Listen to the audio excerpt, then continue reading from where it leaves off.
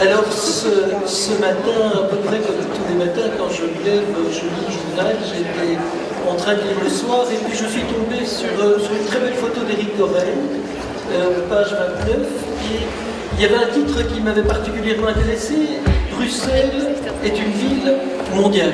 Alors oui, Bruxelles est une ville mondiale, on en a parlé, je dirais, toute la soirée. Je partage cette vision avec Éric Corrèze. Bruxelles est une ville internationale, et ça m'amène au propos de ce soir. Une ville qui a vocation internationale se doit d'avoir des universités ouvertes sur le monde et capables d'un accueil international. Pour ce faire, il faut pouvoir accueillir, il faut pouvoir loger, il faut pouvoir faire vivre des étudiants, des chercheurs étrangers, et aujourd'hui, on est très loin du compte. Alors, la question qui se pose et qui se pose depuis un certain temps, novembre 2011, un colloque au Parlement. Ce colloque va relayer le manque de logements universitaires à Bruxelles, un manque criant de logements universitaires. Et donc les questions qui peuvent se poser, c'est de dire mais où est-on capable d'installer dans Bruxelles du logement universitaire? Et si on regarde une photo aérienne, eh bien de façon très simple, face à la VUB, vous avez 3 casernes, c'est à quelques encablures de l'ULB, et ces 3 casernes constituent un terrain qui est une réserve foncière considérable.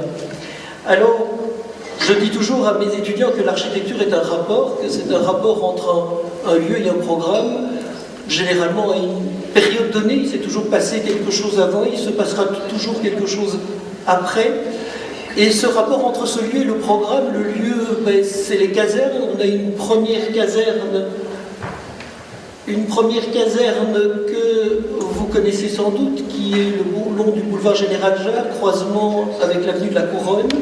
Cette caserne sera libérée probablement aux alentours de 2014, en tout cas par partie. Donc on a là un lieu qui est formidable, qui est extrêmement proche, qui permet beaucoup de choses. Et puis le programme, c'est bien évidemment remplir des besoins universitaires. Bruxelles est la première ville étudiante de Belgique, 74 000 étudiants pour seulement 8 000 logements. Donc si elle est la première ville étudiante, par contre, en termes de ratio, 11%, c'est extrêmement faible par rapport à toutes les autres villes universitaires. Et donc là, on peut se dire qu'il y a peut-être des solutions. Accueillir des étudiants ou des chercheurs constitue également un facteur d'attraction indispensable pour la visibilité et le recrutement à l'international. Et donc, si on met, je dirais, l'un et l'autre en corrélation, on peut se dire qu'on est dans un projet. On pourrait imaginer un projet, en fait, c'est un peu notre travail d'architecte, de faire des projets, anticiper des situations, une situation qui sera. Et donc là, on a face à nous une formidable opportunité. On a un site, ce site aujourd'hui, c'est une enceinte, c'est une île, c'est un lieu imperméable, un lieu fermé. Alors évidemment, ce site, on peut y implanter du logement pour des étudiants, pour des chercheurs, mais on peut y implanter en plus tout simplement du logement, on peut y implanter des commerces, on peut y implanter des lieux de culture, des salles de conférences, des spin-offs, des tas de choses, mais avant toute chose, il faut que ça devienne un lieu de vie, c'est-à-dire qu'il y ait des espaces publics, qu'il y ait une perméabilité qui est, je dirais, un morceau de ville idéal à cet endroit-là. Et de préférence, si ça peut remplir les besoins de nos universités, eh bien ce serait tout à fait parfait, c'est vraiment la formidable opportunité. Alors, on peut aussi se demander, mais est-ce que c'est bien à cet endroit-là qu'on doit construire ce lieu, cette cité internationale? Et donc, quand on regarde Bruxelles, on se rend compte très vite que XL est vraiment le lieu de l'enseignement supérieur et des universités. Donc, l'installer à XL, l'installer à Etterbeek, puisque les casernes sont en même temps, la première est sur XL, les deux suivantes sont sur Etterbeek, ça a évidemment tout son sens.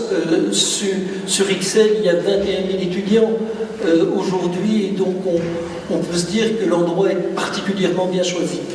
Alors en termes d'exemple, si on regarde pas très loin de chez nous, à Paris, il y a une cité internationale universitaire, la cité internationale universitaire de Paris, c'est à peu près 10 000 étudiants, 140 nationalités, 40 maisons. Il y a la maison Birmans l'Apôtre qui a 300 chambres, qui accueille les étudiants belges. Et cette vénérable institution fonctionne depuis 1923 avec des échanges internationaux fabuleux, avec une ambiance que certains d'entre vous connaissent peut-être. Ce projet 1923-1925 avait une vocation, c'était l'école des relations humaines pour la paix, donc on est entre les deux guerres et on comprend bien l'idée de l'importance de la paix après la Première Guerre mondiale, idéal humaniste d'entre deux guerres. Aujourd'hui, ce projet fonctionne toujours et merveilleusement bien. Il est autofinancé à 75%. Et en termes de qualité d'architecture, vous avez parmi les signatures les plus prestigieuses, et notamment Le Corbusier qui a participé au pavillon de la Suisse et le pavillon du Brésil. En termes de vie, on a aussi là un lieu d'échange formidable avec les bibliothèques, avec cinéma, piscine, salle de concert, un agenda culturel extrêmement dense et varié. Voilà des exemples qui sont de bons exemples. Il y a d'autres exemples que celui-là.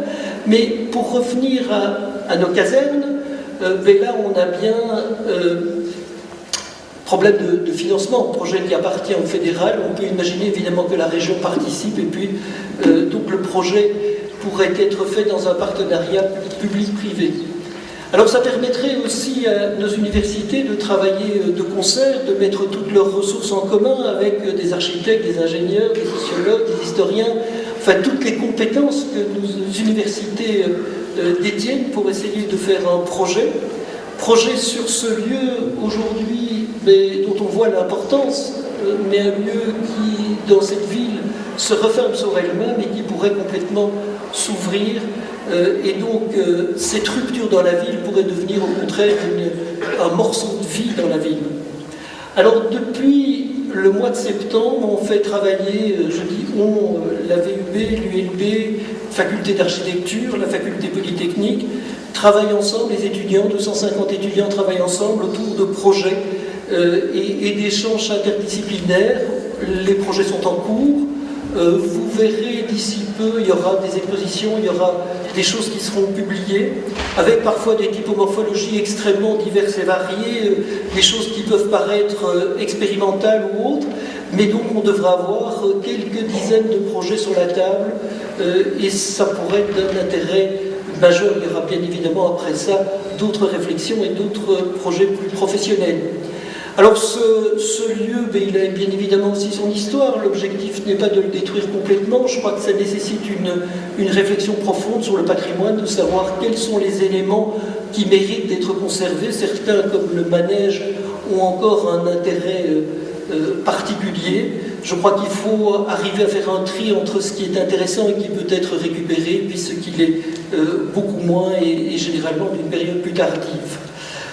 Un colloque sera bientôt mis en place, probablement pour février, où là nous aurons des communications et des informations tout à fait complémentaires sur ce projet, mais jusqu'à présent, je dois dire qu'il est unanimement apprécié et qu'il a été unanimement soutenu.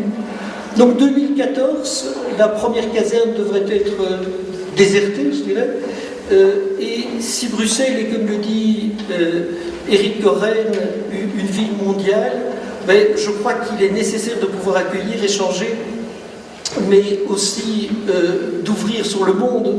Et donc, le développement de Bruxelles passera par le développement de ses universités. Et là, nous avons un lieu tout à fait extraordinaire, un lieu qui permettrait de construire ce projet. Et je crois qu'il n'y a pas beaucoup d'autres lieux capables de recevoir un projet comme celui-là. Je crois que c'est une des dernières opportunités. Le site des casernes pourrait devenir, si tout le monde le souhaite, cette future cité internationale qui est de l'ordre de la nécessité. Merci.